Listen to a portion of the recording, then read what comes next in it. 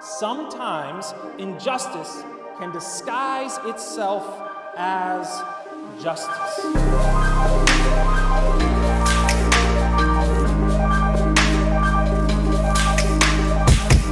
There's this weird thing about the way that we associate the night. We typically associate the night with what?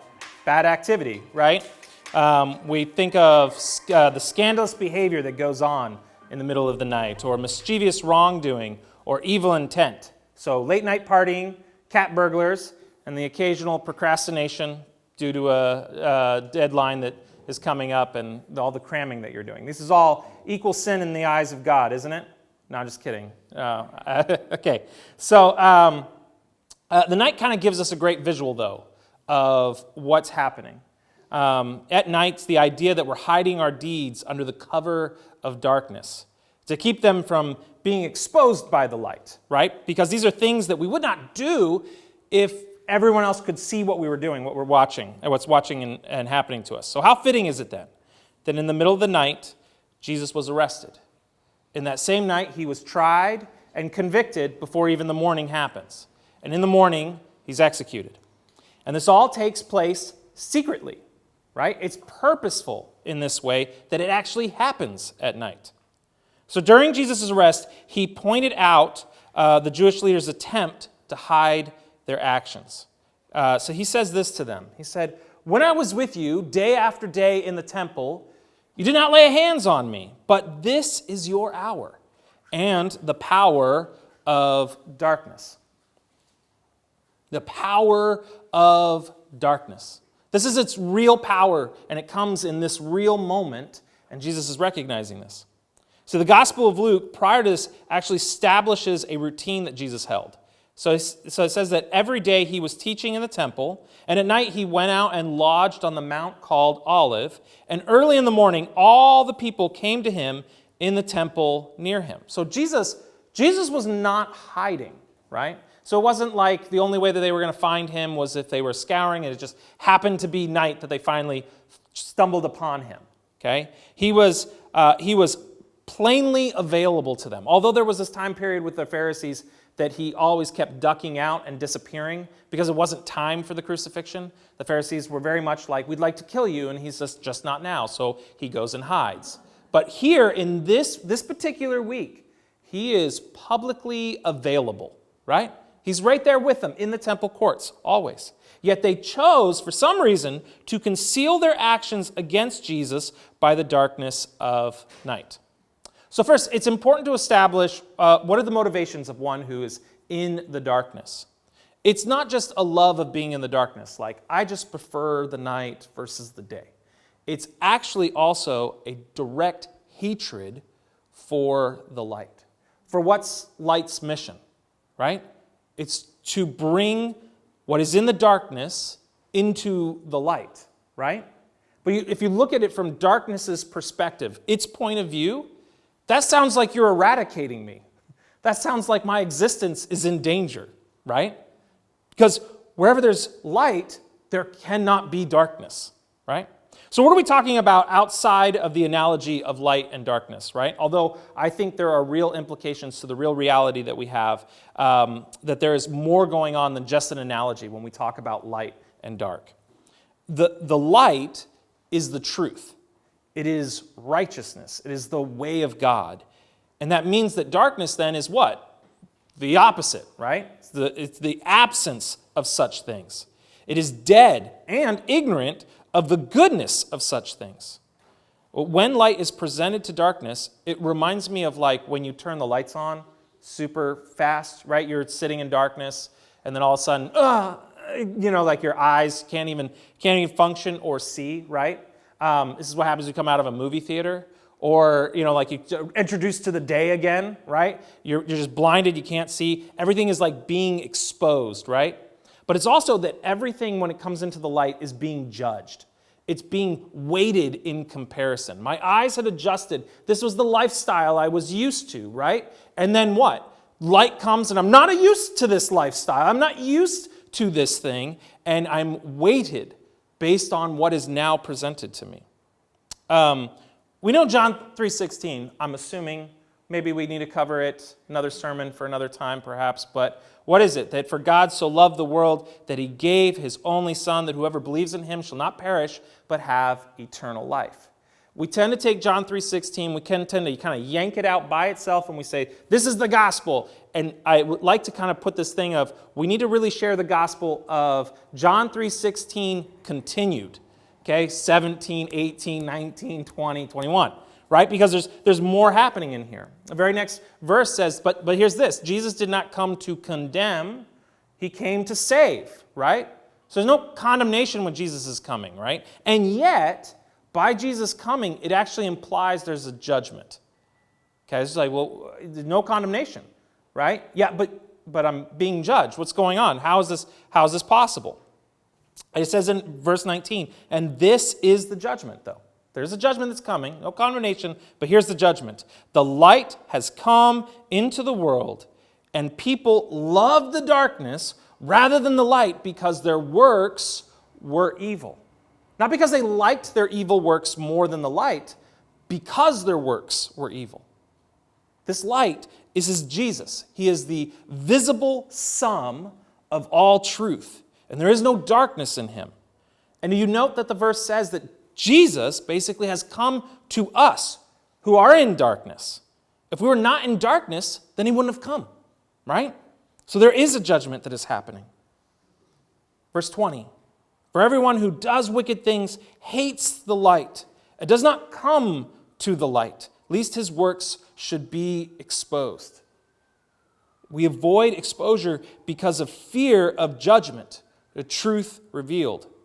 So even the smallest, the little brightness that we might get exposed to, it actually terrifies us, and we run back into the shadows. It's like when you turn a light switch on, and suddenly you see all the mice on the ground, and they all scatter and go into the darkness as quickly as they can. Oh, we didn't want you to know that we were here. You surprised us. There's something of great importance that we can't actually understand when we're in the darkness, but as soon as we're in the light, suddenly it's very much revealed. Running from this judgment is actually what brings about our condemnation. When we stay in the light, though, there's a promise that we have. It comes in Ephesians. It says, but when anything is exposed to the light, it becomes visible, right? For anything that becomes visible is light. Therefore it says, wake up, O sleeper, arise from the dead, and Christ will shine on you. Jesus brings things hidden into truth. This is also what his word and the law does. It reveals to us the true state of our situation in the darkness. But now, here's the important thing that we don't sometimes get when we're in the darkness. Christ comes and he shines a light not just merely to reveal, he also comes to transform. And we just don't want to trust that quite yet. So we don't understand this until we're in the full truth of what it means to be brought into his righteous judgment. I hate to be judged. No, we should want to be judged by Jesus. But we avoid this judgment because we know that we deserve condemnation, right? And this is why Jesus comes to us and dies for us. Why what? While we are still sinners, right? Light is the one that comes to the darkness. And then there's something that's amazing and that's extended to us as soon as that happens. The sentence of our judgment is then carried out by him. And if we stop running from the truth, we then are made anew in the light. So anyone in the darkness can't see the goodness of this judgment of exposure. It hates the light for the sake of self-preservation, right? This is the way my life is. I like the way things are. I would keep it because I'm in control and I know what's going on. This thing, this light that's coming, it sounds like something that's threatening my very existence. I want nothing to do with it.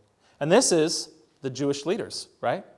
The Jewish leaders are witnessing and experiencing Jesus, the divine authority of Jesus, and they're like, this is a threat to a way of our life. This is not good. We don't like this light. It's over there, and all we see is it coming closer, and we're going to get wiped out. We're in control. Let's take care of this thing. So they're very aware of the malice behind their deeds. And they justify this under the pretext of, well, we're just vindicated, right? There's vindication here. Yet something causes them to conceal it. They don't say, we're the righteous ones, we're going to do this. For some reason, they know what they're doing is wrong, and they do it under the cloak of night. And the night in question, their actions were methodical. They were planned out. They were conniving. They were plotted. They were diabolical. And they were also unjustly. And they did this in the dead of the night because they were literally afraid of being exposed. But it wasn't from God. They weren't afraid of being exposed from God because for somehow their twisted view, they saw that God was somehow on their side of the situation. It was the people. See? Now the feast of the unleavened bread drew near, which is called the Passover, and the chief priests and the scribes were seeking how to put him to death, for they feared the people. So first, the Passover and the Feast of Unleavened Bread, they were like a back-to-back celebration that took place.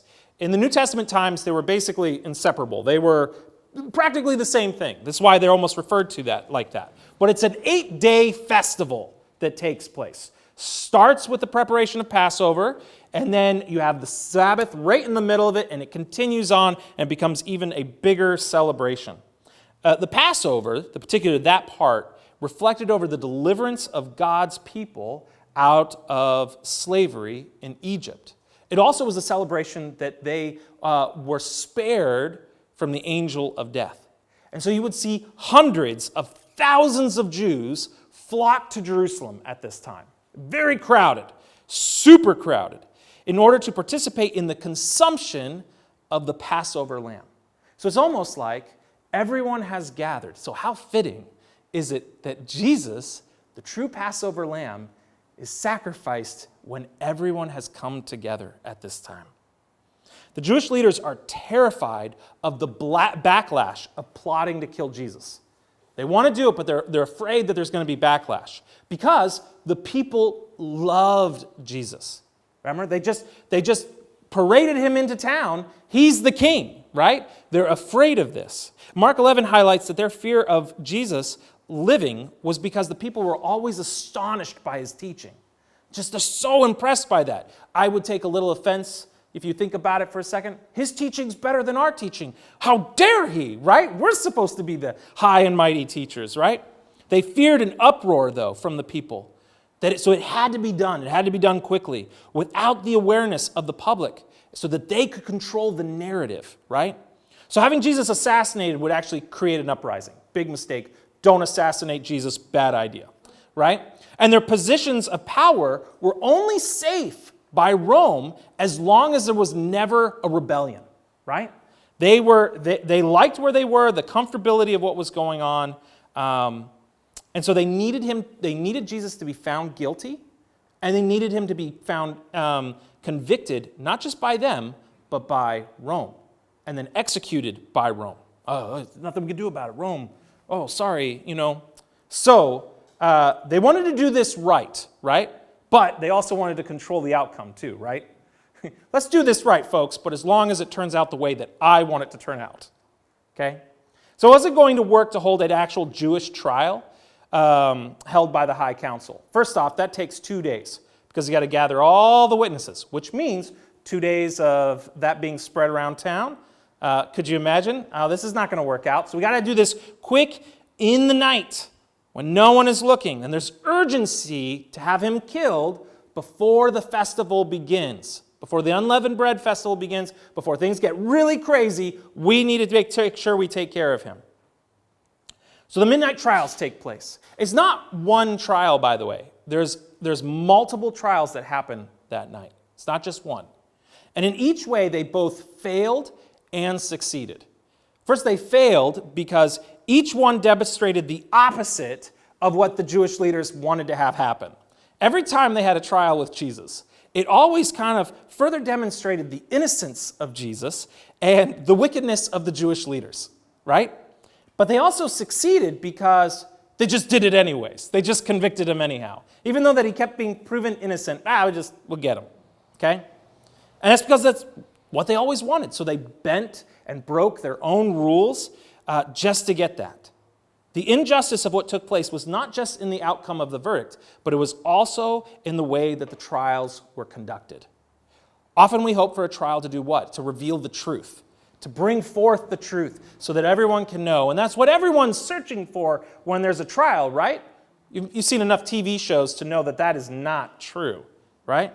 They didn't care to discover the truth of Jesus. In fact, I bet you anything they knew more about the truth of Jesus than they're willing to admit.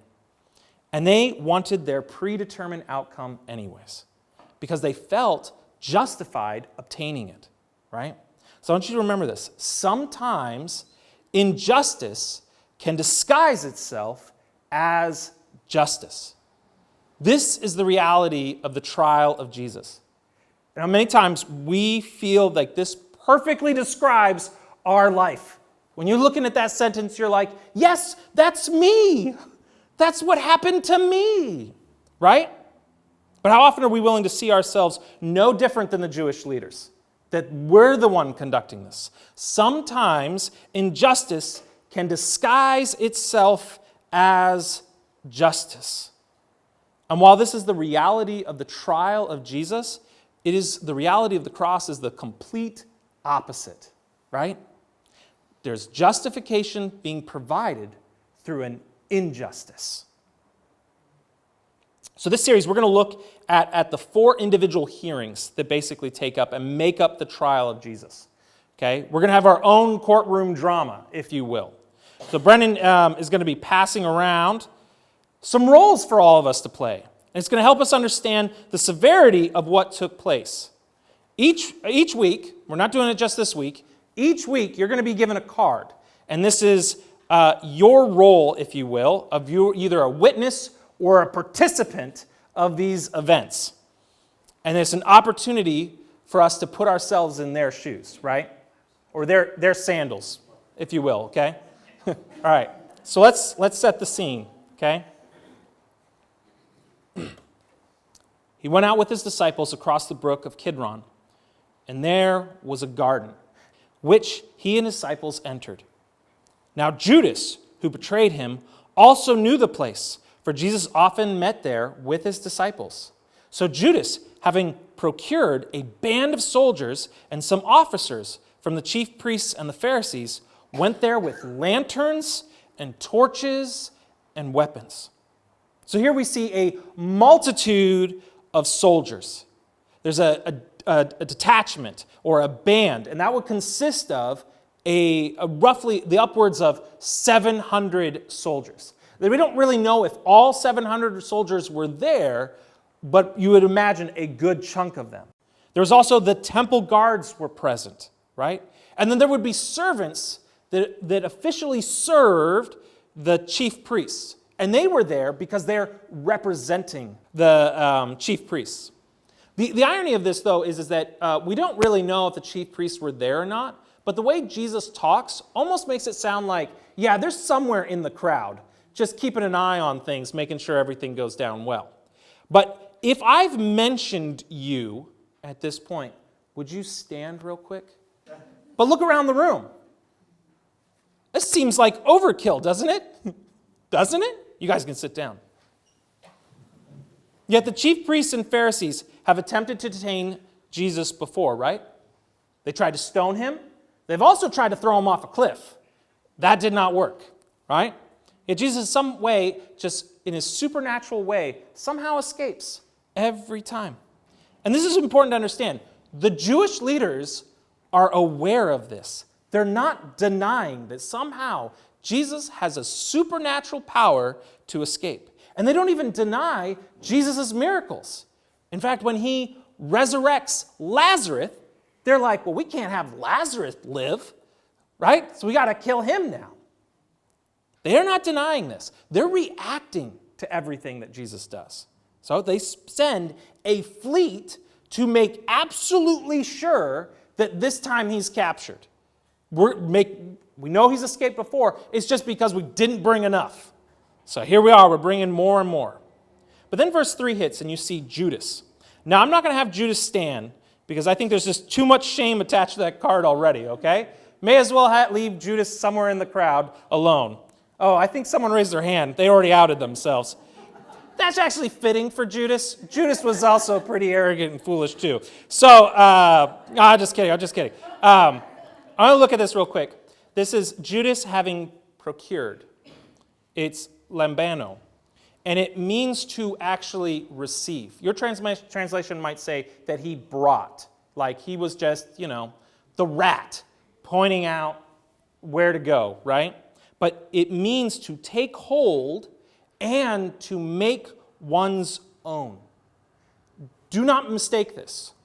Judas has been handed this party to lead. He is leading them. And Luke confirms this.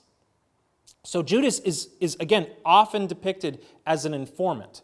And I was watching The Passion of Christ and watching the scene unfold, and they've got, one, not enough people there. But the second thing, which, the money alone to require that many people in your movie, that would have been outrageous. Or CGI them all. It's expensive. But anyways, they bring Judas, but Judas is almost like, no, I don't want to go, right? And then it gets an eye of Jesus like, oh, turn back. No, you don't understand, right? That he wasn't like the guards were like, come on, do this thing for us. He was leading. Judas has been given power over the operation. And that's important to note. He is directing. He is leading them, right? And how do you think this makes him feel, right? How do you suppose it makes him feel? Probably important, right? Yeah. Maybe even finally a little bit appreciated. Look, I know I've had these leadership qualities. Finally, I'm getting some recognition, right? It feels prestigious. That's a lot to be given, right? Not a small operation. In fact, it's almost an advancement in his career, right? His leadership, he's like moving up the ladder. You have to remember, like the Pharisees, Sadducees, these are all sects of the Jewish people, right? This is all different leadership. Jesus is sometimes just another leadership of the Jewish people. And Jesus has been talking this whole time like, I'm going to die. I'm going to Jerusalem to die. Judas might be looking, it's time to jump ship.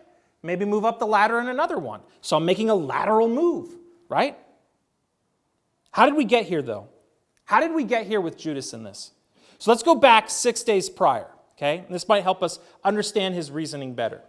So 6 days before the Passover, Jesus therefore came to Bethany, where Lazarus was, whom Jesus had raised from the dead. And keep in mind, Judas is witness to the divine power from Jesus, okay? So they gave a dinner from him there. Martha served, and Lazarus was one of those reclining with him at table. And Mary therefore took a pound of expensive ointment and made it from pure nard, and anointed the feet of Jesus, and wiped his feet with her hair. And the house was filled with the fragrance of perfume. But Judas Iscariot, one of his disciples, he who was about to betray him, I love this, Gospel of John, the other Gospels do this too, but they emphasize Judas to be remembered as the betrayer. There's no plot twist, happening in there. It's just straight from the beginning. First time Judas is mentioned, oh, he's the betrayer. Let's just establish that, right? Here's what he says. Why was this ointment not sold for 300 denarii and given to the poor? I'm going to give it to him that this is actually a legitimate question, right? It's a legitimate question and very practical in the sense. It seems like a waste. But here comes verse 6. He said this not because he cared about the poor, but because he was a thief. Having charge of the money bag, he used it to help himself to what was put into it. So here's the true motivation taking place here now, right? He's not concerned about the poor. There's injustice disguised as justice. Judas is a thief. It's about controlling and determining the use of things for God on his own terms. I'll follow God, but I feel like I need more in order to follow God. Whatever kind of justification that he needed to tell himself, right? And Jesus said to him, leave her alone, for that she may keep it for the day of my burial. For the poor you always have with you, but you do not always have me. This then sparks Judas to seek out the chief priests. He didn't recruit them. Or sorry, they didn't recruit him, excuse me. He went looking for the chief priests. They weren't just like, who could we manipulate and control out of the 12, right? He is retaliating to Jesus' rebuke. I don't like what you just told me. I don't like the way you talked to me. So instead of taking correction, I'm going to rebuke you. And I'm going to do it in a much more vengeful way. And then these words, they are so incredibly haunting every time I think about them. This is what he says to the Pharisees and the chief priests. What will you give me if I deliver him over to you? And they paid him 30 pieces of silver. And from that moment, he sought an opportunity to betray him. They rewarded him. Looks like he got his cut after all, right? I love that this is very interesting and helps us understand why Jesus talked about it so much, but the love of money played a hand in the death of Jesus. Jesus says that we cannot serve two masters. Isn't that interesting? And then Judas, what does he do? He begins to plot. And he plots as the Jewish leaders plot, right? The Gospel of Luke has Judas looking for a moment when Jesus is absent of the crowds. Right? He knows Jesus' routine. He knows what he does. He knows how he's going. So now he's starting to think, how can we make sure that this happens when no one is looking? And this is where things get vile. This is where things get wicked and evil behavior takes place. The stuff that you and I would be in years of therapy if our friends did this to us. Okay? And it's not Jesus getting arrested. That's not the worst part. The worst part is that Judas goes back and he has the Passover with Jesus. And he sits there right beside him as if nothing is wrong. He lives the lie. Now I'm just going to read to you about his response here. I'm not speaking to all of you. I know whom I have chosen, but the scripture will be fulfilled. He who ate my bread has lifted his heel. He who ate my bread, I want you to remember that, has lifted his heel against me. And I am telling you this now, therefore before it takes place, that when it does take place, you may believe that I am he. And truly, truly, I say to you, whoever receives the one I send receives me. And whoever receives me receives the one who sent me. After saying these things, Jesus was troubled in his spirit and testified, truly, truly, I say to you, one of you will betray me. The disciples looked around at one another, uncertain of whom he spoke. And one of his disciples, whom Jesus loved, was reclining at table at Jesus' side. And so Simon Peter motioned to him to ask Jesus of whom he was speaking. Right? This is John, by the way. John loves to refer to him. He's reclining next to Jesus. And then Peter's like, ask him. And so he asks. And so the disciple, leaning back against Jesus, said to him, Lord, who is it? And Jesus answered, it is he to whom I will give this morsel of bread when I have dipped it. And so when he had dipped the morsel, he gave it to Judas, son of Simon Iscariot. And then after he had taken the morsel, Satan entered into him. Jesus said to him, what you're going to do quickly. And no one at the table knew why he said this to him. Some thought that because Judas had the money bag, Jesus was telling him, buy what we need for the feast. Or that he should give something to the poor. So after receiving the morsel of bread, he immediately went out, and it was night. You catch that? No longer in the light, Judas retreats. His actions are now blanketed in darkness. He's masked the truth of what he's doing. I find it so strange about the signal that he gives the soldiers, his whole band, what he tells them that he's going to do. Well, I'm going to kiss him like one kisses a rabbi, right? It's a sign of honor, of respect, right? Of submissiveness to his teacher, right? And I'm going to do this as if nothing is wrong, right? More than 700 men are showing up. Something's wrong, right? And you can imagine being surrounded like this, and Judas just responds, which, by the way, he does. Greetings, Rabbi. Greetings? Look what you just brought. Judas plays the fool right up to the very end, which I think is so interesting. And there's a crowd with torches and weapons, and Judas has brought them to Jesus. Finally, he's the leader, right? Finally, he's the leader. Only instead of bringing them to have them follow Jesus, he brings them to reject Jesus. And so Jesus here, he challenges Judas to examine the significance of what Judas has done and the way that he is misusing something that is so precious. Does Judas even recognize it? Is he aware of the signal that he created? The hypocrisy of his actions? He says one thing out of his mouth, and then his actions with his mouth literally do a different thing. His hands and feet completely do another. But Jesus said to him, Judas, would you betray the Son of Man with a kiss? This is the extent of Jesus' public charges, by the way. Actually, they don't even really tell him what he did wrong. They just take him, right? It's not a public arrest. It's like a kidnapping, okay? And it's a military-style operation, right?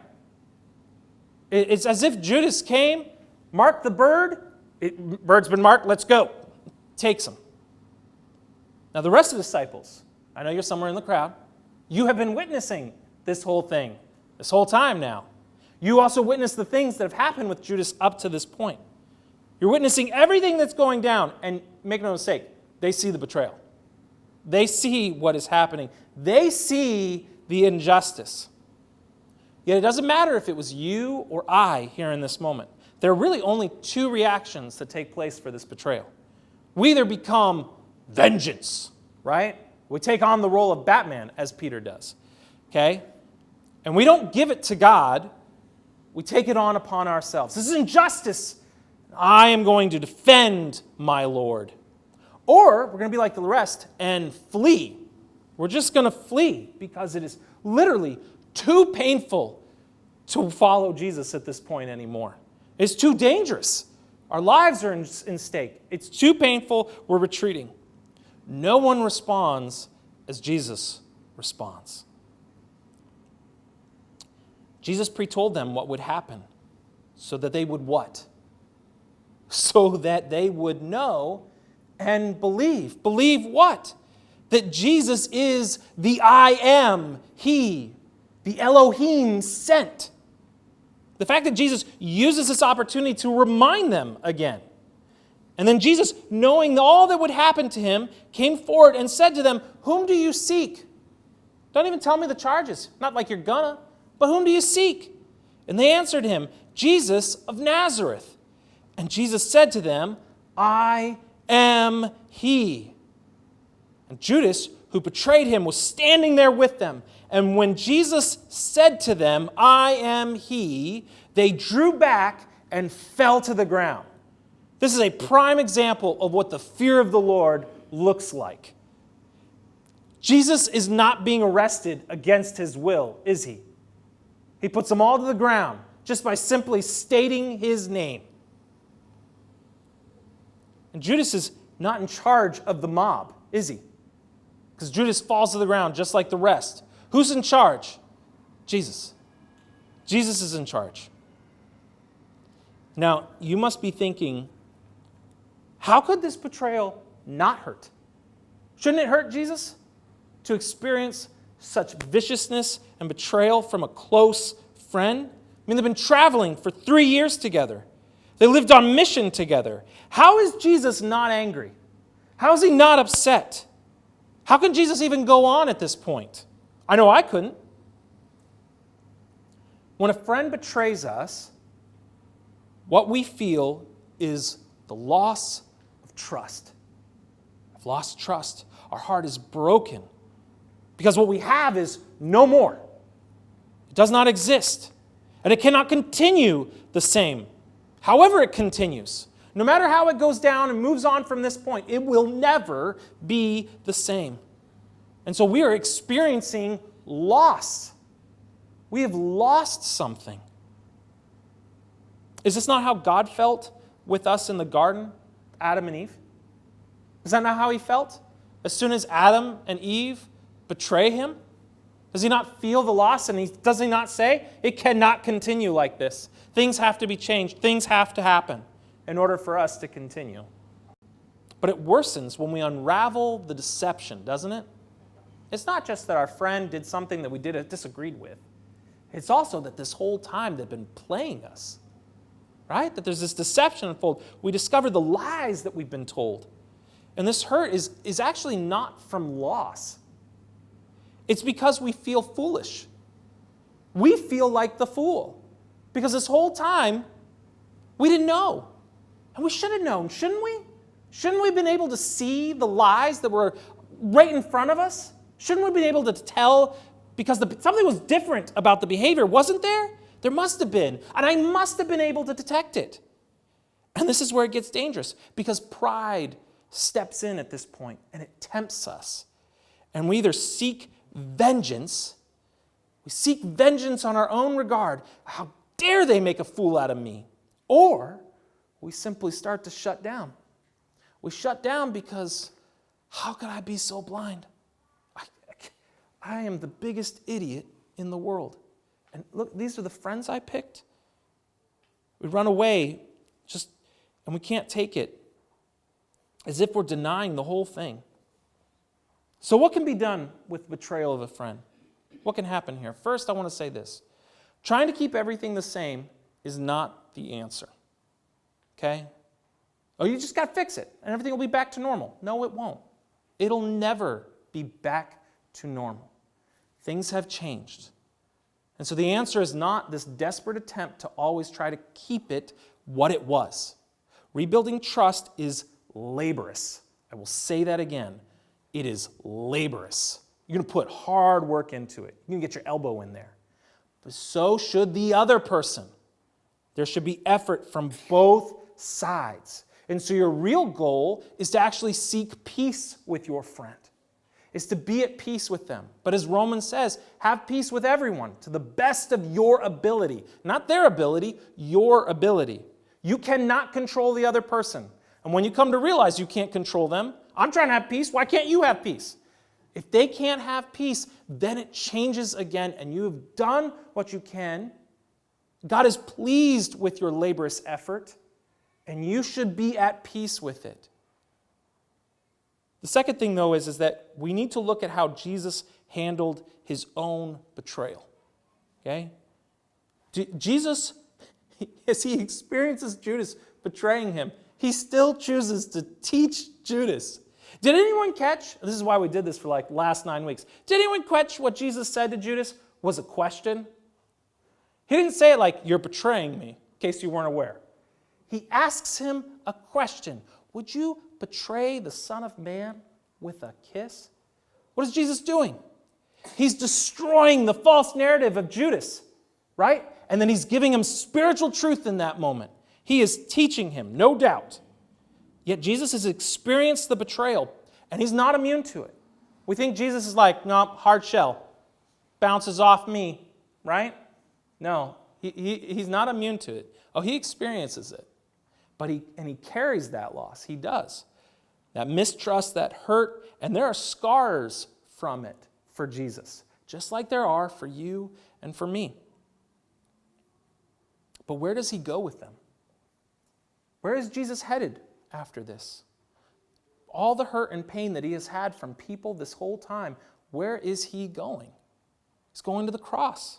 He is headed to where the Father has commanded him to, has asked for the obedience to, and he carries the sin of the betrayer to the cross. And he gives it to the will of the Father to be sorted out. I give it to you, Father, just like I give all the sins of the world, our sins too. His love for the Father is greater than the pain he suffers here. And that should be the same for us. I'm going to close with a psalm that we can turn to, that in fact Jesus turned to as he was being betrayed. And these are the words of David experiencing betrayal, and that Jesus fulfills being the line of David. I'll start in verse 5. My enemies say of me in malice, when will he die and his name perish? And when one comes to see me, he utters empty words, while his heart gathers iniquity. When he goes out, he tells it abroad. All who hate me whisper together about me. They imagine the worst for me. They say, a deadly thing is poured out on him, and he will not rise again from where he lies. Even my close friend in whom I trusted, who ate my bread and lifted his heel against me. But you, O Lord, be gracious to me and raise me up that I may repay them. Now, I want to pause here because we see that word repay, and immediately where does our heart go? I'm going to tell you what this word means in Hebrew. Shalom, which is close to the word peace, but it means amends, to make whole, to restore the thing that is lost. And we think in the perspective of our loss, right? Our justice for our pain. But God sees it for both, doesn't he? Now, he sees it for both. He sees all that is lost. He sees that all that has been lost at the table. And this is why it's important to give justice to God in order to have him deal with it. His goal is to bring it to light so that it may be judged righteously and become righteous justice in the light. Jesus has this in mind when he experiences injustice. By this I know that you delight in me. My enemy will not shout in triumph over me, but you have upheld me because of my integrity and set me in your presence forever. Blessed be the Lord, the God of Israel, from everlasting to everlasting. Amen and amen.